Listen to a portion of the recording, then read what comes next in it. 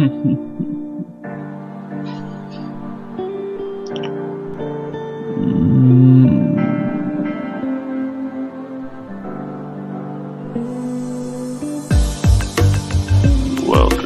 everybody,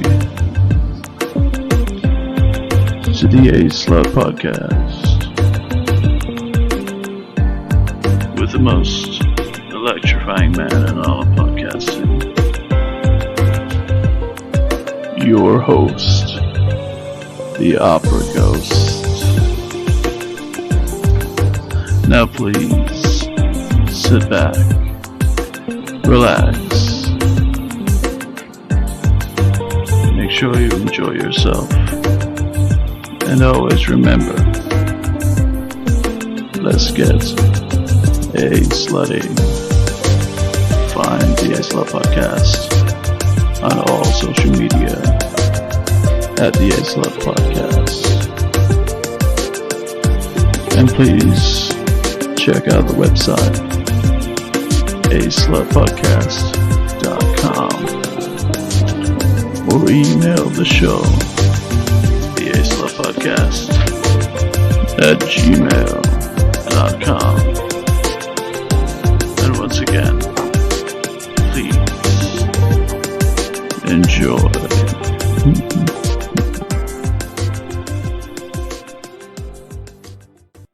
Hello, my lovely little sluts, and welcome to another episode of the A-Slut Podcast.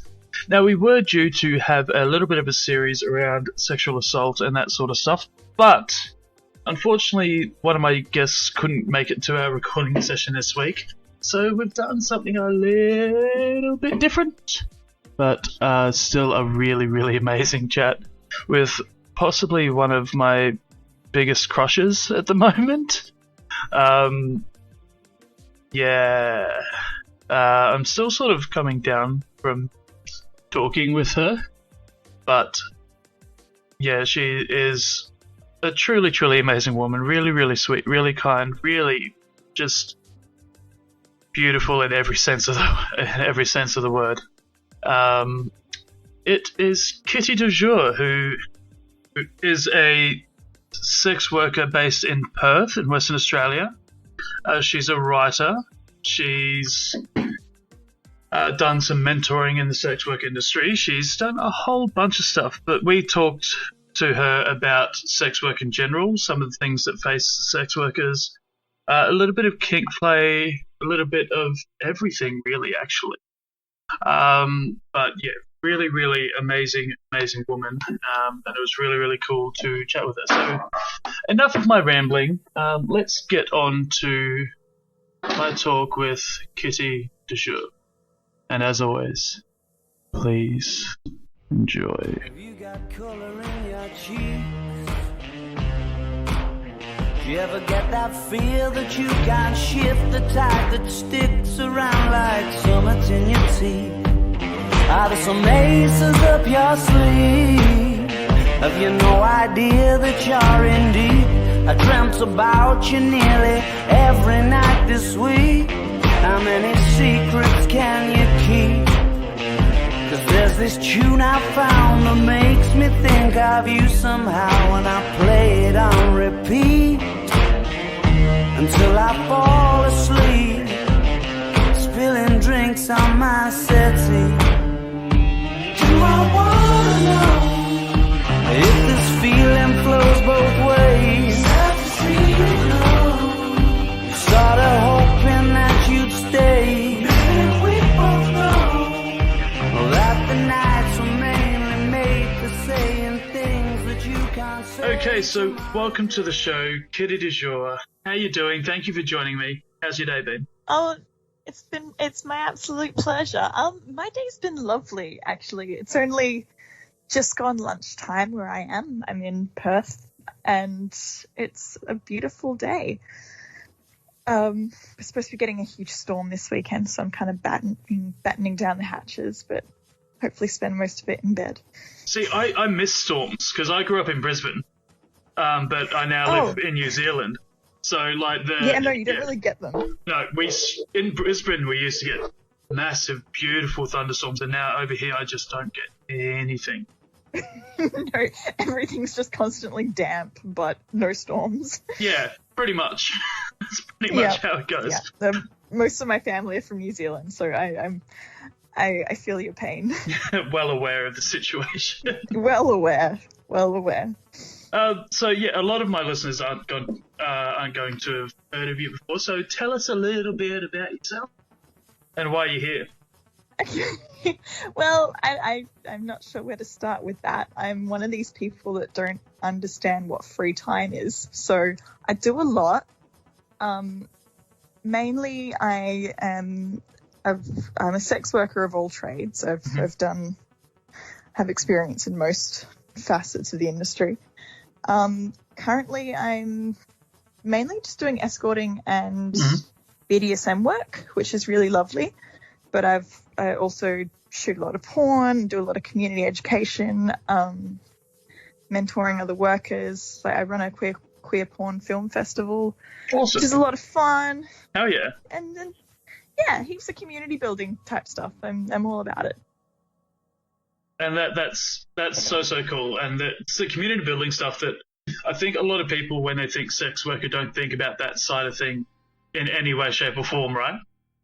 Absolutely. There's this huge misconception that because it's an industry mainly filled with women that it's got to be catty or bitchy or competitive, and that couldn't be further from the truth. Like the community is just my favorite thing about the industry. Everyone is so supportive and just so understanding and non-judgmental, and it's I love it. It's amazing. Yeah. All of my friends are whores.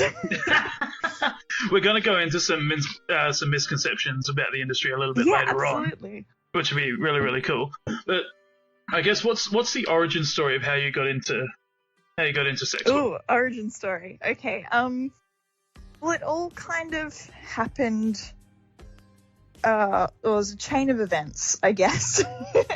I mean, I was doing fetish modeling anyway, and I don't know, I've always been brought up in a way that I don't really, not from a, strict Catholic household or anything like that. Sex was never a huge deal. It was just something cool that you could do with your body.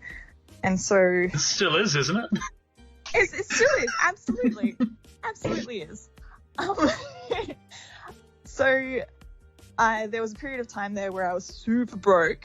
I was going through uni and had a mortgage, and my sister was homeless at the time, so I had to get her into a house really quickly. And a friend of mine was working at a brothel, at one of the brothels in Perth, and I asked her, I'm like, okay, so what's it like? How do I do this? How do I make some money really quickly? And she's like, oh, come down for a night, talk to the manager. So I went in for an interview and started right then and there. They're like, okay, I walked in not knowing what to expect. And they're like, okay, when can you start? Cool. I'm like, oh, okay, I guess. And I walked out of there like 14 hours later, like absolutely knackered. Oh no, it was full on. So poor me, gone to an interview, kicked straight into a Friday night shift. Jesus. Yeah, no, it was... And you were incredibly popular straight away, of course. Actually, yeah, because New Girl Money is a thing. It is a whole thing. Yeah. Yeah. And I walked out of there with more money than I'd ever had in my entire life. And I was like, well, I'm going to quit my day job immediately. I'm in the wrong industry. This was so much fun and incredibly lucrative. And I haven't really looked back, to be honest. And that was nearly 8 years ago now. I was a baby. I was like 23. No, 22. Yeah. Oh, wow. So you're older than I thought as well, actually. I thought you was about that age now. Yeah, okay. So, fun fact, I advertise as 25. I'm turning 30 this year. Yeah. But because I look a lot younger, nobody ever believes me. So I'm like, well, fuck you. I'll advertise as 25 and see what happens. And yeah, hi. You do look early 20s. There's no doubt about that.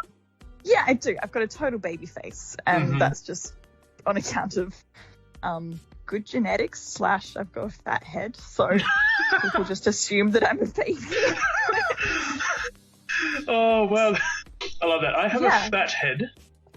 I've got a fat head. I've just got one of those chubby faces, so everyone assumes that I'm 18. I'm like, you know, oh boy. I'm sorry. I'm sorry to ruin your thought of me. Yeah, sorry to ruin your fantasy, but nah. Okay, so what like you noted on it before that you're doing some BDSM work as well. What are some of the services that you offer to clients? Oh my gosh. Okay, so as you would probably know, BDSM is a huge umbrella term. Oh yeah, it's massive. Yeah, it can mean anything from role play to intense pain play to like, yeah, I mean anything and everything. Exactly. And that's why I wanted to go into what was actually offered, because you can't just sit there and be like, I offer BDSM services. Because there's so much stuff that you might not be into. No, but that's the thing. No, it's literally so much. I've been into kink from a very young age. So like I was like all the way out there in the kink community before I even started sex work. So I've got like a huge repertoire of shit that I'm into and shit that I'm good at. So me too, man. Like, me too. Yeah, exactly. So it's like, what do you do? BDSM. So what does that mean? Like, what do you want? Like, it's easier for you to tell me what you want, and I'll let you know how I can facilitate that kind of thing. So the most common request I get is, I don't know, men are really weird. In the fact that So when I say weird, I mean like a lot of people discover kink through porn. So for them, kink is very sexual. It's all about ways to get them off. So things like... Now, this is a point that I love talking about. Sorry to interrupt. This is a bit that I love talking about because I'm of the other school of thought where my kink and my sex are usually two completely separate things. Yeah, right? Okay, because I get different things from each one. I get different feelings. I get different pheromones that get released, and it's still a high, but in different ways. Absolutely, yes. Like in the way that weed is a different high to LSD, for example. Yeah, absolutely. It provides a similar release of, you know, endorphins, oxytocin, whatever, but different methods to get there. Adrenalines. Yeah. Mm-hmm. Yeah, so that's really cool. So, I mean, I'm like in my personal life, kink is very non-sexual to me, but I do understand that for a lot of people it is incredibly sexual. So all of my kink requests. I think 50 Shades helped with that as well, though. Yeah. Unfortunately. Yeah. Oh, oh well. Everyone's different. Yeah. Yeah. So yeah, things like pegging, golden showers, like all your, I'm not going to say basic bitch kinks, but all your everyday stuff. I do a lot of sensory play. I love sensory play, always have. I'm not the type of person that's like, kink must be pain and yelling and intense domination all the time. Like, well, because like, it's not. It's not. Like, it's people that take kink too seriously, like your hardcore kinksters, like, all need to sit the fuck down, really. It's not that serious. It can literally just be a mental play between two people. It doesn't have to have any physicality involved. Absolutely, yes. Like, it's just about fucking with someone, like, in whatever way that looks to you on the day. Exactly. I love that. I love the mental aspect. I love, like, all of the softer side. And, like, a lot of that is because I'm really lazy, but also it's just my favorite bit. So, yeah, I offer a lot of things. It just depends on the person, I guess. Like, mainly dom. Sorry, I'm a pro dom. So, while I'm a switch in my personal life, pro subbing is like a whole different beast, and I'm not willing to touch that with a 10-foot pole. So, I will do shit to other people, but yeah, pro subbing. I take my hat off to those people, because holy shit. Yeah, that's got to be a whole different thing. That's a whole different kettle of fish. Because I'm a switch as well, but I started on the dominant side. On the D side. So the reason I actually went into the switch mode or into the submissive mode is so I could learn more about being a dominant. Yeah, cool. learning that side made me realize how particular I am as a submissive as to what I need out of my dominant. Oh my God, And right? For those people who can be a pro sub, I just sit there and be like, how do you do this? I don't get it. I don't know. I used to be really subby when I was younger. Like that's how I was trained. So the reason I am quite good at a lot of different things is because I will never do something to someone else that I haven't had done to myself. Exactly. So, yeah. And I think it gives you a great, like, I'm not saying you have to, like, or you are a better dom if you have been a sub or anything like that. But for me, it gives me a greater insight into where that person's headspace needs to be, and how to get them there. Even if I get a new toy or something like that, I use it on myself first. Absolutely. So I know what the other person can expect, or have an idea of what the other person can expect. Of course, because some things are incredibly deceiving. Well, the big one, like my big thing is electroplay.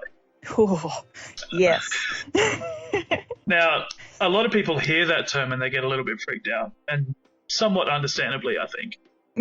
Because they think it's just, you're getting shocked and there's electricity running through your body.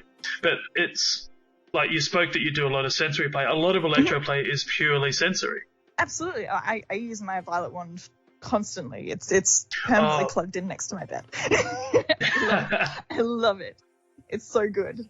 So I've got a wee tip for you, and you might have used it before. I had steel claws made to fit my fingers. Yeah.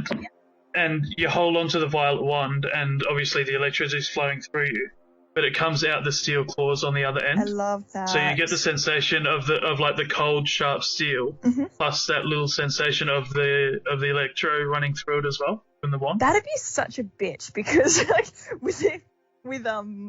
because with the tiny little pinpricks, like because there's a smaller surface area, there's a greater current. Yeah, no, fuck that. That's horrible. It's not horrible. It feels wonderful. It's horrible. Well, I guess if you've got like 5 fingers running down rather than the one, because that'd be a bitch. But it almost feels like a knife. Yeah. Like the tip of a knife. Yeah, which is cool. Like, that can be cool. I use knives a lot. They're fun. I agree. Yeah. So what I've got a friend to do is make some conductive rope for me, and that is so much fun to play with. Oh my God. Yes. So the tauter it is, the more conductive it is. So that means you can do some really cool partial suspensions. And yeah. Oh my gosh, you should totally get some. I'm not a rope guy. Neither am I, but it's good. It's so much fun. I have the problem where I'm a perfectionist, but I also don't have much patience. Okay. So if I'm not good at it quickly, then I don't do it, and rope's one of those things. I've been working for 8 years. I know 2 knots, and they have served me well. I do the same 2 things every fucking session, and it's totally fine. Like, you can do this. I believe in you. Hey, thanks, man.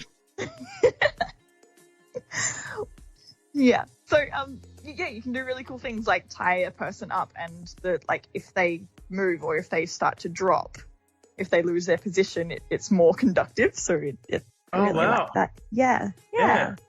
It's fun and evil, and I love it. It's half the fun, isn't it? Yes. Yes, it is.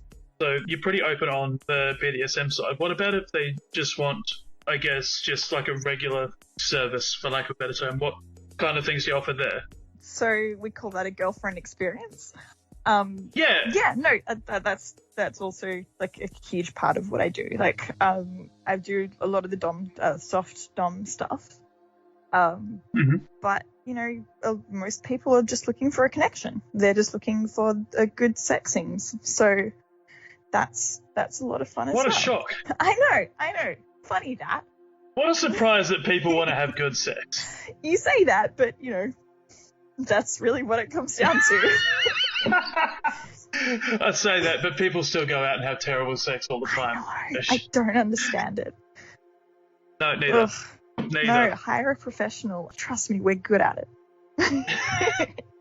But it's not even that as well, though. The thing that gets me the most with people who put up with shit sex is they don't try and better each other while it's happening either, or talk about it afterwards.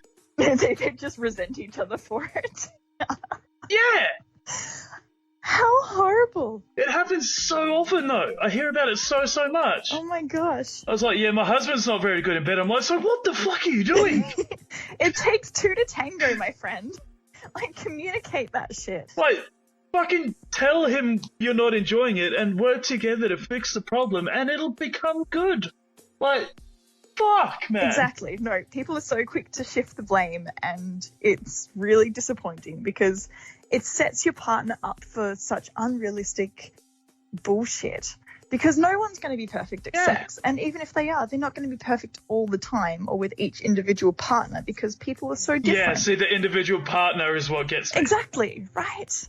That's the big thing. You can do one thing that gets somebody off in like 30 seconds flat. Yeah, exactly. And you try that with another person and it does they're nothing. just like, what the fuck is going on? And then it destroys their ego. It's the same with the... their confidence. And so then you've got... It's almost sitting there going like, some people only orgasm from clitoral stimulation and some people do it only via vaginal stimulation. Exactly. Yeah, everyone's different. Everyone's anatomy's different. So you just have to work together to figure out what works best for both of you. Like, it's not hard. Do you do a lot of that in the lead up to a session or anything like that? Or especially with regular? I mean... Do you ask what they like or anything like that in particular? Or? Not really. I guess over the years you kind of become really hyper aware of people's like body communication. Of how they react. You can pick up on cues super easily, or I don't know, you just get good at like figuring people out. It's reading body language, really, isn't it? That's all it is. Yeah. And I mean, a lot of people that come to me, they're either like super shy, or they don't know what they like, or they're not super inexperienced, but they might have had their confidence destroyed by someone who doesn't know how to communicate, or or XYZ. And so you have to figure out how to communicate with someone who might not necessarily know how to communicate what they like. And so you get really good at reading body language. And that's a really cool skill to come out of that too. It really is, yeah. And it's a skill that you can use in everyday life as well. Yeah. Picking up the way that people react. Yeah. No one can read a room better than a sex worker, honestly. I can imagine, yeah. Yeah. So, what are some of the positives and negatives that you personally get from being a sex worker? Oh God. Okay, how much time have we got? We got all the time in the world. All the time in the world. Okay, sit down, my friend. I guess I spoke on the sense of community before. So you follow me on Twitter, so you probably see me retweet like a bunch of babes that I absolutely love. Yeah. There's that. There's all of the incredible friendships that have formed with just all these absolutely fierce, intelligent, amazing people. Yeah, no, the best people in the world are sex workers. Honestly, the things that I've been able to be a part of because of that, like different medical studies, I've done a lot of panels talking to new doctors about sex work stigma, and to be a part of even just to be a part of that, to shape people's perceptions on sex work and make sure that future sex workers have good experiences with doctors. Like, that kind of shit is amazing. Yeah, that's really cool. I'm currently planning a trip to Wellington to talk to the rape crisis team up there about how somebody can go from being sexually assaulted or being abused, and they still have an interest in BDSM and how they can work together to help build the person back up.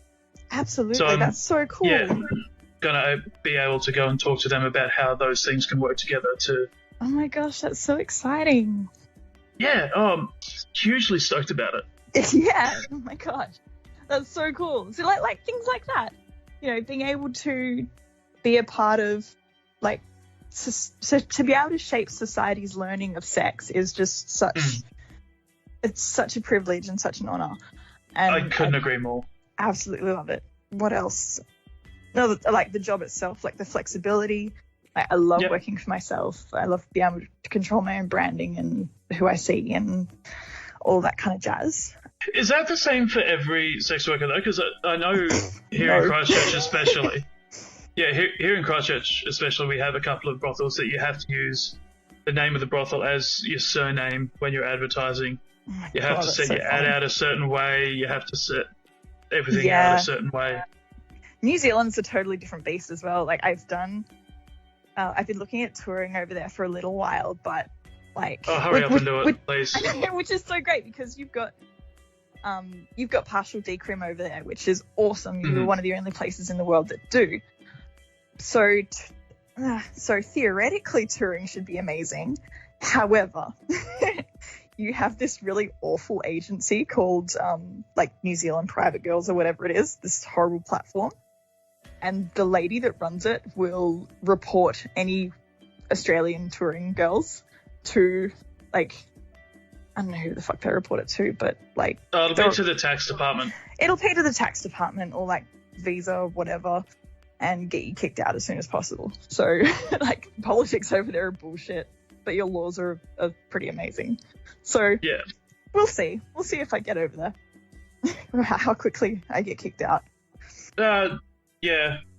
I'll just claim a sponsorship on you so you don't have to leave and you can do your own thing. Yay, that'd be great. I mean, I don't need one because I'm technically like a resident Well, yeah. anyway, but still, boo to that platform. We'll find a way together to get you over here and Yeah. touring.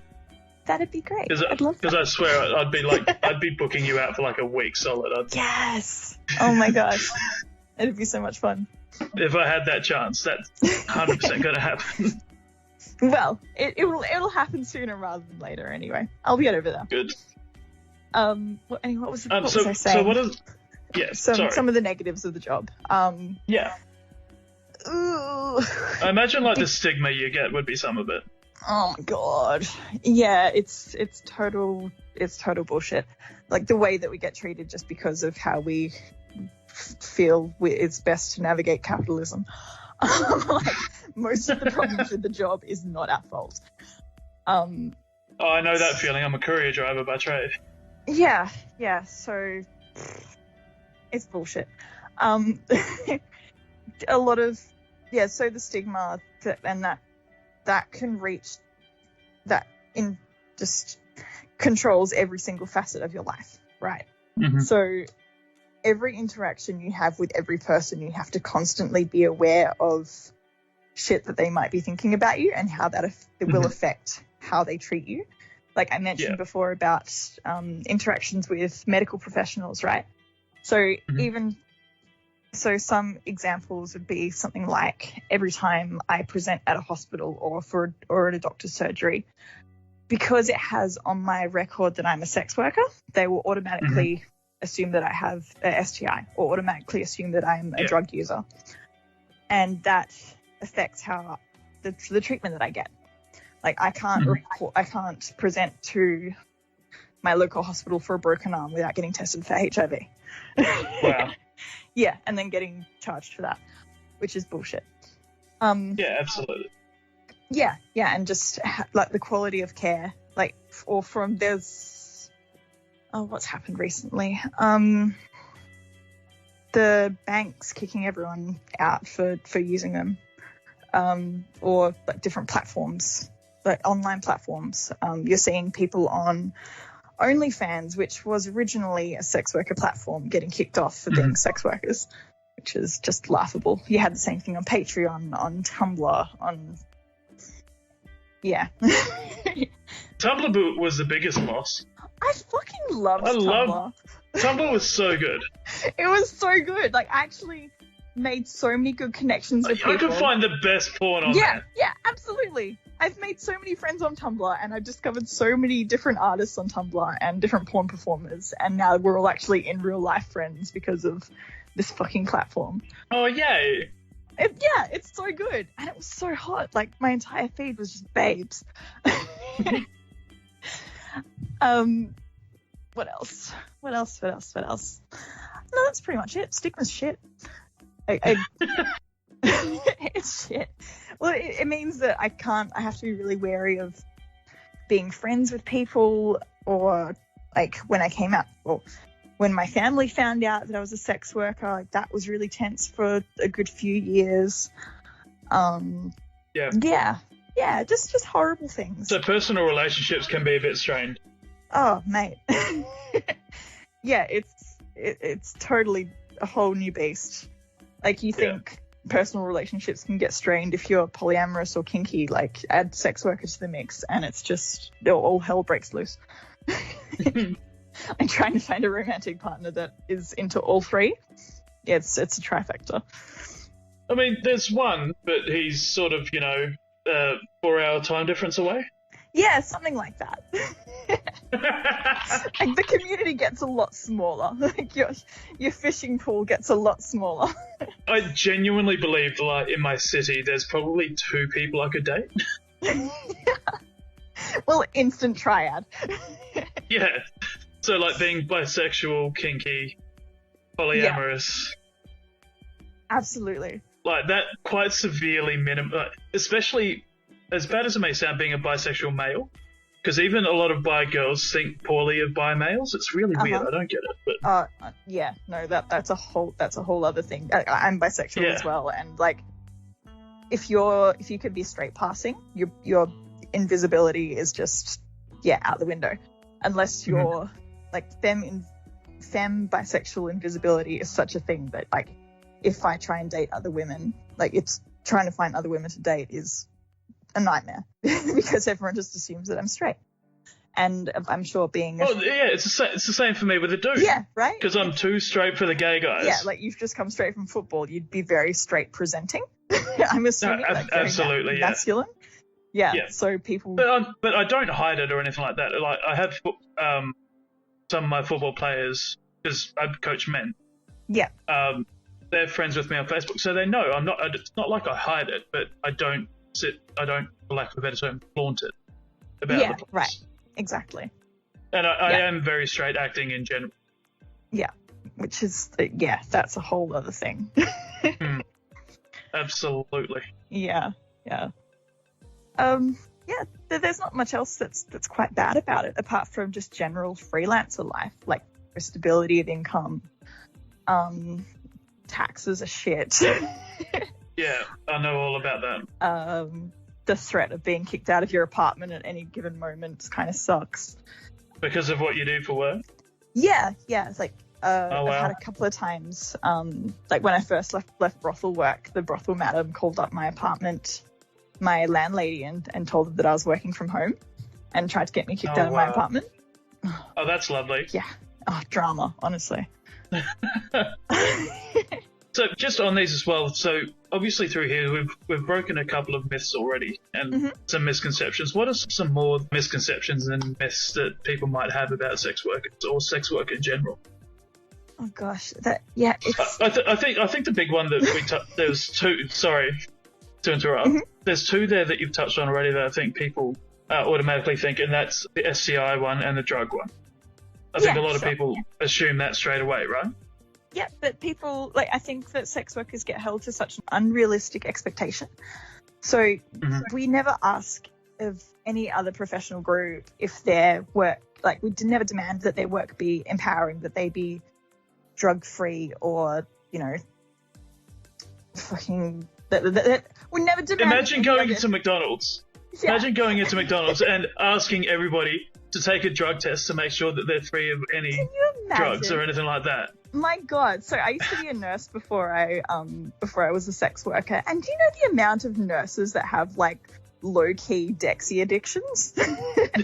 And doctors? I can imagine. Like, doctors and surgeons are the worst. And yet no one, every investment banker that I've ever met has a coke habit. And do we demand perfection of them? No. Oh, well, yeah. Exactly. Just look at Wolf of Wall Street. You can't generalize based on, I don't know, shitty media representations. Like, every individual is different. Well, that's the thing. It's deemed a respectable job, whatever. Yeah. And for some reason, sex work isn't seen that way, even though... No. Honestly, sex workers are going to be, I don't want to use it, most likely to be disease and drug disease-free, especially. Absolutely. Because that's their livelihood on the line.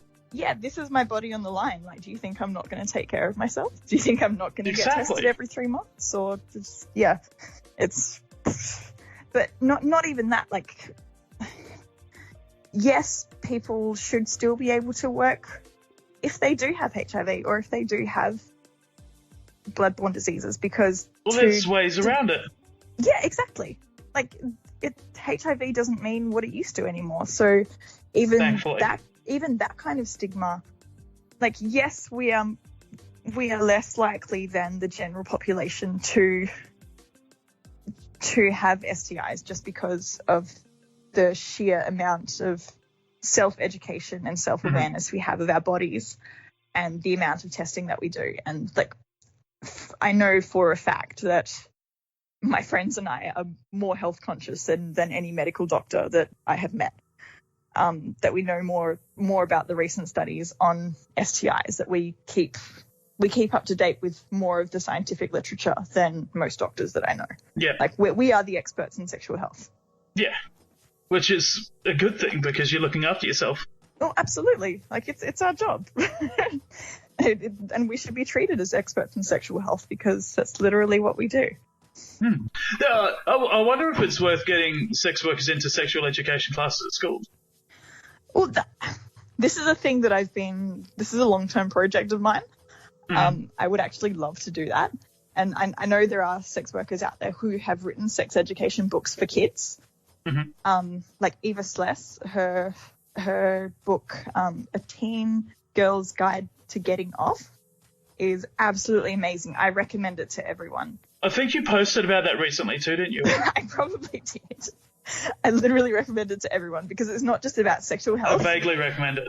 It's looking at it from a pleasure point of view as opposed to absolutely, because sex is bad point of view.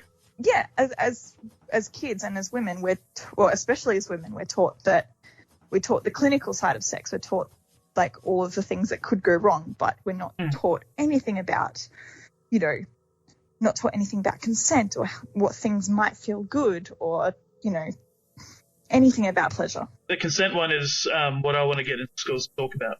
Absolutely. It's so important. And I had the chance to while I was in America, and it was great. It worked perfectly. Oh my gosh, that's so great. Just talking to a high school over there. And I spoke to the boys and the girls separately. Yeah.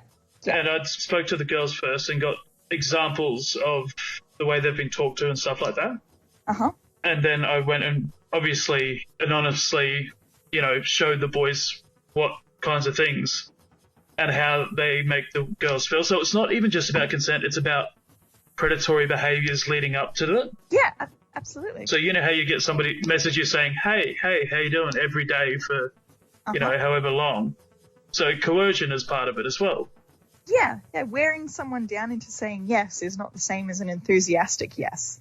Exactly, and I'll tell you what, nothing's hotter than an enthusiastic yes as well. It's like, fuck yes, I want that to do. Okay, sure, but also, I was getting mad today because I saw this massive thing on consent is sexy, and nothing makes me madder. No, consent is necessary. Why do things have to be sexy in order for it to be important? Like, fuck off. Same with the whole confidence is sexy. Like, I don't give a shit about what's sexy. Like, this shit is mandatory.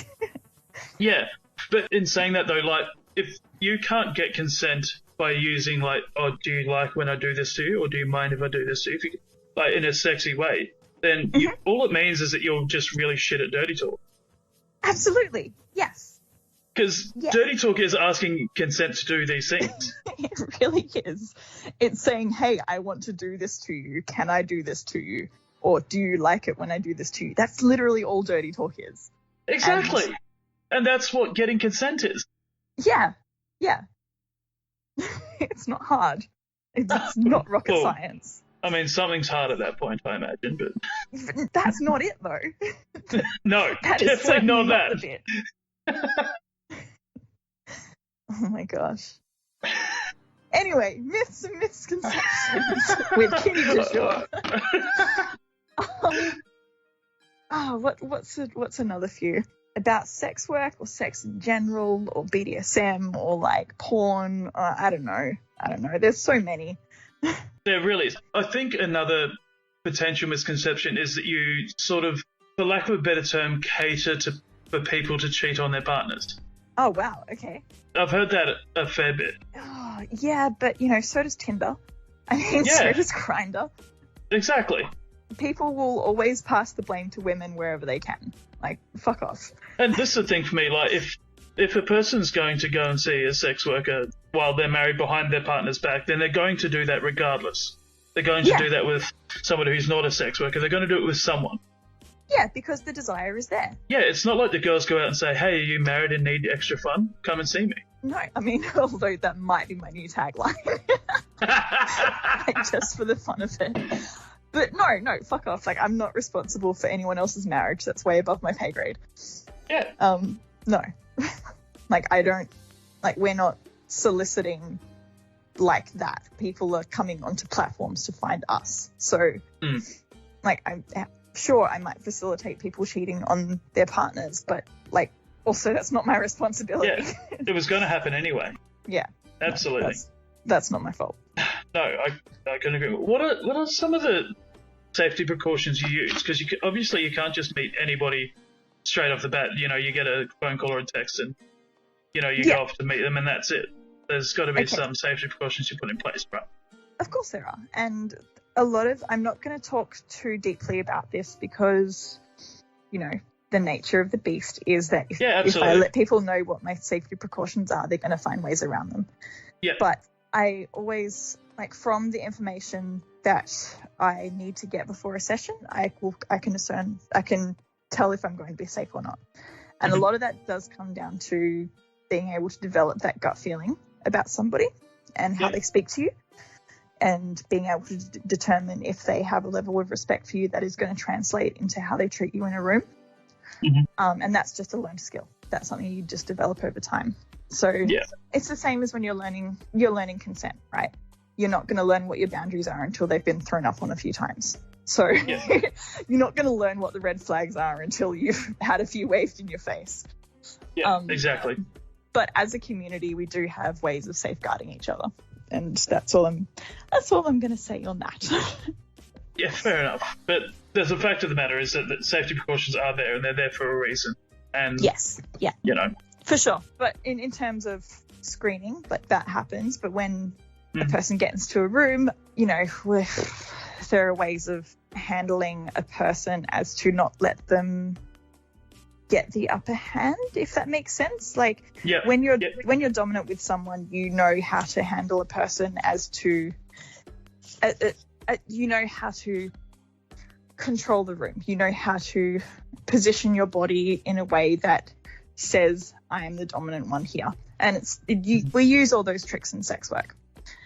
Like, it's things like standing in a certain position in the room, or having them undress before you do, and little body language things that like subliminally tell them I'm the one in control here.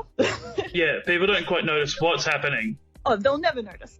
They will never notice, but they'll know that I was in control and they had a fun time. That's all they'll get out of that. But there's a lot that goes on behind the scenes. Most are okay with that, I think. Yeah, for sure. Like, my return rate says yes. So moving on from that point, so from initial contact through to the end of a session, what's the process you go through? What does it sort of look like? I know you can't go into too many details. I mean, I can. we can do a play-by-play of a whole session. It's about an hour long. Actually, that can be another episode. Oh my God, can you imagine? I'm not great at dirty talking, but I reckon we could do that. Yeah, okay, we're going to do that at some point. It's going to be hilarious, and you're just going to laugh at me. Perfect, even better. Because everything is very deliberate. So I'll get a text message. Hey, Kitty, are you available? I want to try XYZ. And I'll go, sure. Hi, yes, I'm available until 5 p.m. Here is the address. Meet me at this address. They show up at my address. They come up to my room, and they hand over the money first. Baby hoes always get the money first. Baby hoes. Well, sometimes it can feel awkward taking money from someone, but always do it first. It gets everything out of the way quicker. And when you're post-sex, sometimes you don't remember, and Yeah. Let's just say I've done that before. I had to chase someone down the street because I totally forgot to get money off them, and it was super awkward. Amazing. Oh, no, not amazing. Really embarrassing. From an entertainment perspective. Yeah. Yeah, no, very entertaining. Very entertaining. I chuck them in the shower. I do a quick health check. So I check their genitals for any sign of redness or any blisters, any kind of discharge. They also don't realize that I'm doing this, by the way. They just think I'm touching their cock. But what I'm really doing is checking the skin integrity and like looking at the genitals for any sign of infection. Chuck them in the shower. I go set up the room, which means I get some condoms out, get some lube out, some toys, and then we do the sexings. Generally start with kissing, massage, blowjob, whatever, depending on what they've asked for. Yep. I put on my playlist. It goes for about an hour. When the final Arctic Monkeys song plays, I'm like, right, time's up, back in the shower. Arctic Monkeys, wonderful. Actually great to fuck to. Yeah, I couldn't agree more, actually. Yeah. Arctic Monkeys, Portishead, the XX, like, just fuck me up. It's great. Depending on what I'm doing, I have different playlists. Me too, yes. I have a kink playlist, a GFE playlist, a PSE playlist. It's really funny, and they're all exactly an hour long, so I don't have to put on any awkward timers or anything. Perfect. I've actually performed a full Phantom of the Opera kink scene on stage. Oh my god. Yes. Another theatre nerd. Thank you. Yes. So, and the first time I did it was just at, like, a regular kink party. But Yeah. I had the double mask on, so I had the white mask and then, like, the grotesque mask underneath. Oh, that's so hot. So, like, in the middle of the scene, you know, when Christine takes off his mask in the dungeon. Uh-huh. Was it really I had- theatrical and amazing? Yeah, I did the exact same thing. So I had the mask taken off in the middle of the music of the night. Oh my god, the drama. And it's just I love it. Ideal. But unfortunately, the person I did that with, I can't do it with any longer. They've moved away, so I'm trying to find somebody else. Oh no. Whereabouts are you living? Wellington? Christchurch. Christchurch, bugger. I was going to say, there's an amazing porn performer called Nikita Fox who's Wellington based. And I know all about Miss Fox. Do you really? Fantastic. Yes. I've done a shoot with Miss Fox, and she's great. Her and her partner are just great people. She does a fair bit of photography for a friend of mine, HTP.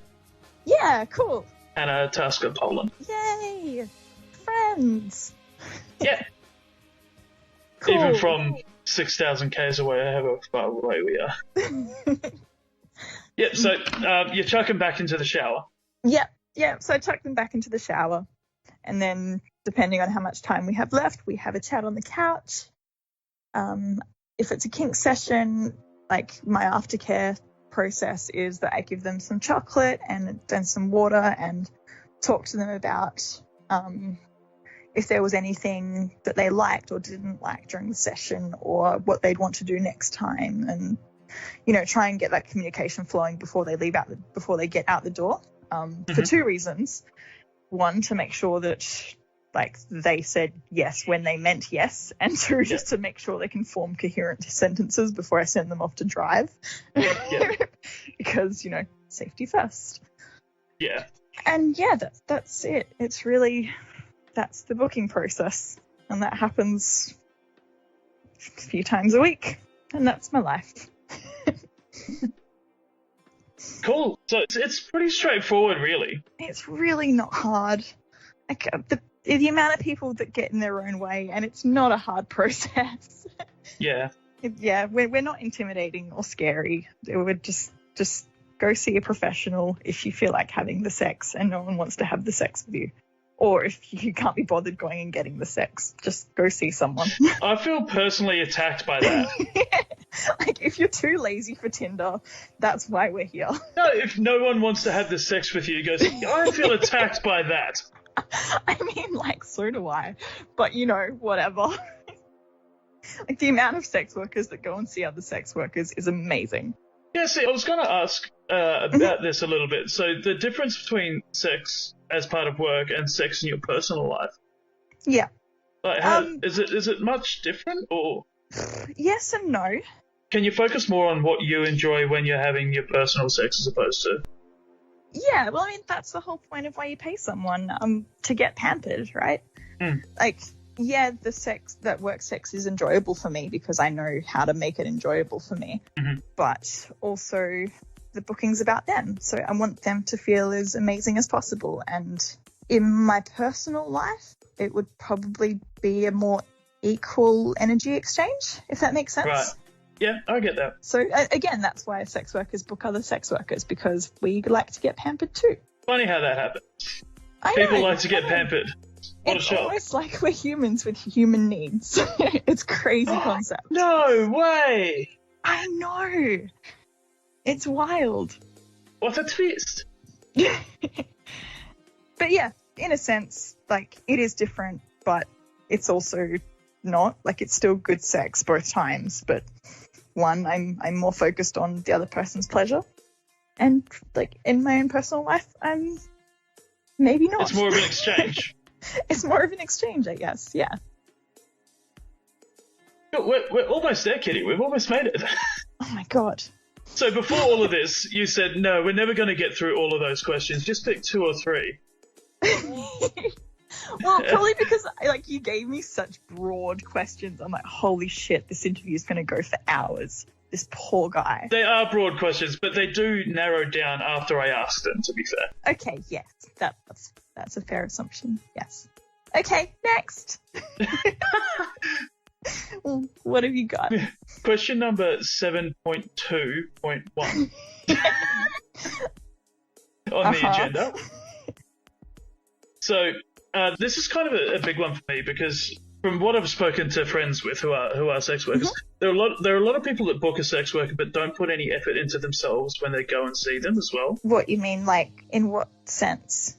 So some people won't, have a shower, so they go in and they smell a bit, or they put on too much cologne and stuff like that. Yeah, that's just, yeah, oh my gosh. What are some pointers for people who want to book a sex worker? Okay, so how to be my ideal client? Yeah. Okay, well, I have lots of examples of this because most people are generally lovely and just perfect humans. Show up not looking like trash because, one, you're coming to my home, and if people see you looking up you just be discreet in what you wear. Like, you don't have to wear a 3-piece suit, but please don't rock up in your pajamas. I fucking would wear a 3-piece suit. I mean, I probably would too. Like, I'd rock that shit, but only to a fancy hotel, not to someone's home. No, I'd be rocking it to someone's home. Yeah, well, you're an asshole. Sorry. A very fancy asshole, but an asshole. I'm wonderful. I believe that. I do believe that.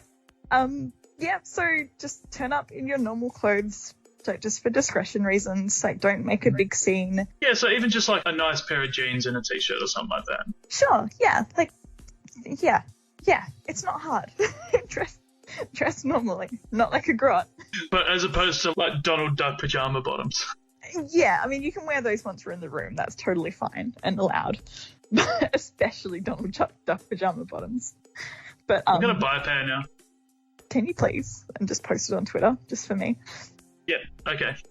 Done. Yes.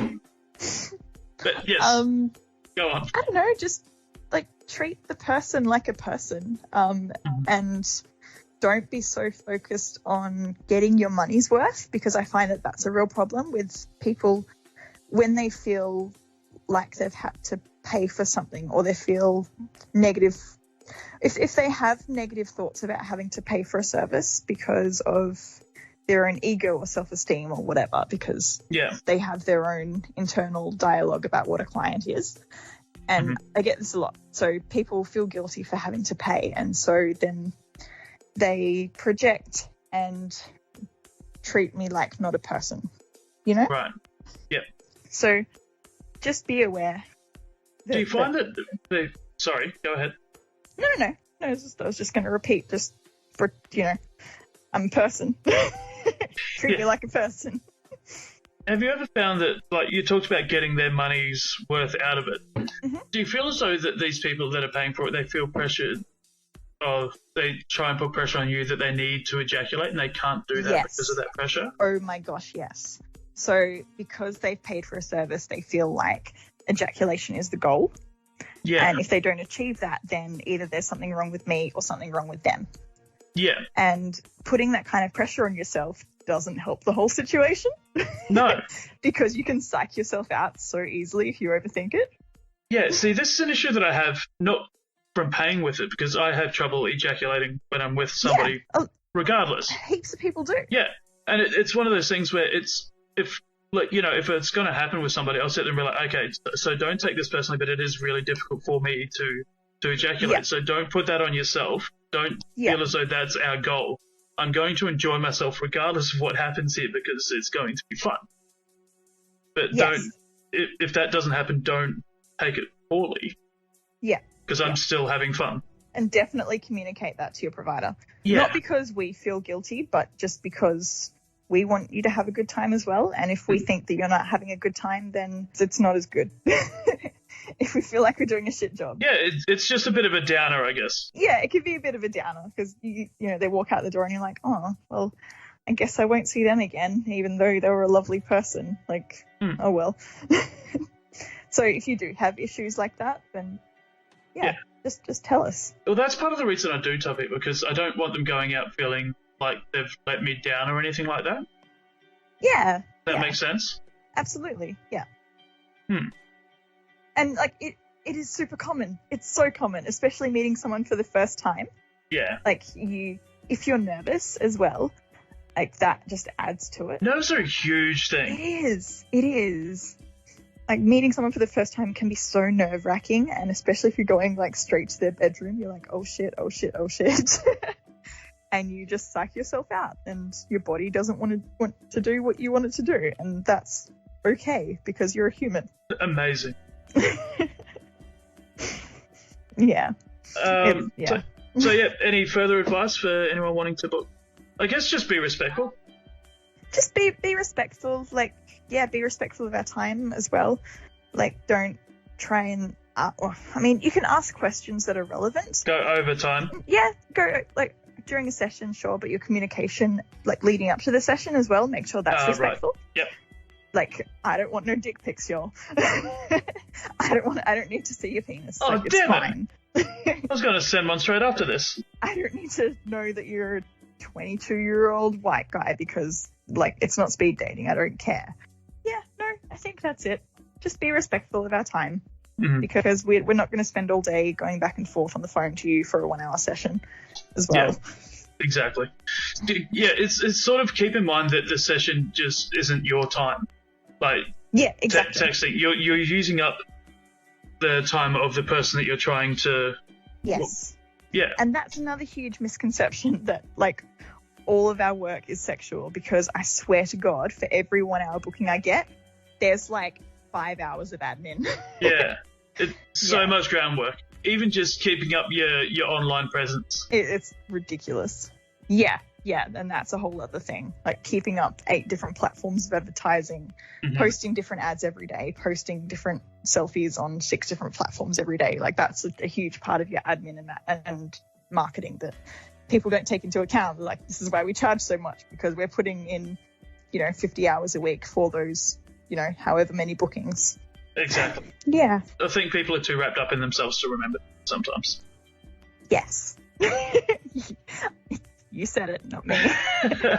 And final point, what about some advice for anyone wanting to get into sex work? You used a term just before, which is baby hoes. Yeah, okay. So, I shouldn't really use the word hoe because I'm not a person of colour. But, there are amazing organisations. It's still a fantastic... Okay, so baby hookers. That's better. Yeah. There is an amazing organisation called SWOP. That's SWOP. And they will generally have a office in most major cities. And so that's where you go to for advice, for your health checks, for up-to-date information on like the legal status of where you're working. Yeah, so in New Zealand we've got the NZPC. I think it's the New Yes. Zealand. Oh my gosh, they're just absolute idols of mine. Yeah. They're a powerhouse of information and knowledge, and oh my gosh, they're just amazing people. When I was working for my old courier company, we used to deliver all of their condoms and lube. It was amazing. They were lovely, lovely people. Yeah, and you can get really cheap condoms and lube from them as well. So get all your supplies from there. Which is magnificent. It is. It's so much better. Oh my god. But yeah, so I can't really speak on giving advice to babies because I don't know where these people are. It differs from city to city. The laws differ from city to city. So the best person to get in touch with is your local peer organisation, who will be able to give you current information on where is best to work from, not what to charge, but what the average rate is. They'll give you tips on how to avoid police if you're working in a criminalised state, all that kind of really relevant information. That's really cool. Or there are other workers that do paid mentoring as well. Oh, right. I don't do it at the moment, but heaps of workers do. And if you are approaching other workers for information, please pay them. Yeah, it's just respect, really. Yeah, absolutely. And last but not least, people who want to find you anywhere, where can they find you? Me? I'm all over the internet. Just Google Kitty Du Jour and check out my butt on Twitter, I guess. I'm probably on there the most. So it's KITTYDUJOUR, Kitty Du Jour. Yep. Roughly translates to pussy of the day. Because, if you can't take the piss out of yourself, then you're setting yourself up for a bad time. And what a way to end that off. Thank you so much for coming on, Kitty. It's been awesome. Oh, it's been my pleasure. Thank you for talking to me.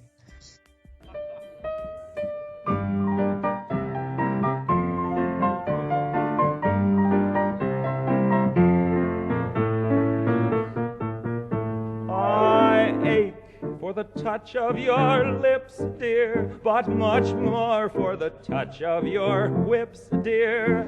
You can raise welts like nobody else as we dance to the masochism tango. Say our love is a flame, not an ember. Say it's me that you want to dismember. Blacken my eye, set fire to my tie as we dance to the masochism tango. At your command, before you here I stand. My heart is in my hand, yeah. It's here that I must be. My heart entreats, just hear those savage beats, and go put on your cleats and come and trample me. Your heart is hard as stone or mahogany. That's why I'm in such exquisite agony. My soul is on fire, it's aflame with desire, which is why I perspire when we tango. You caught my nose in your left castanet, love. I can feel the pain yet, love, every time I hear drums. And I envy the rose that you held in your teeth, love, with the thorns underneath, love, sticking into your gums.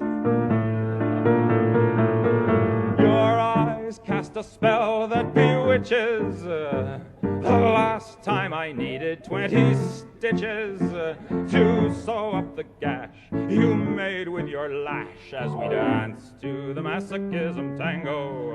Bash in my brain and make me scream with pain, then kick me once again and say we'll never part.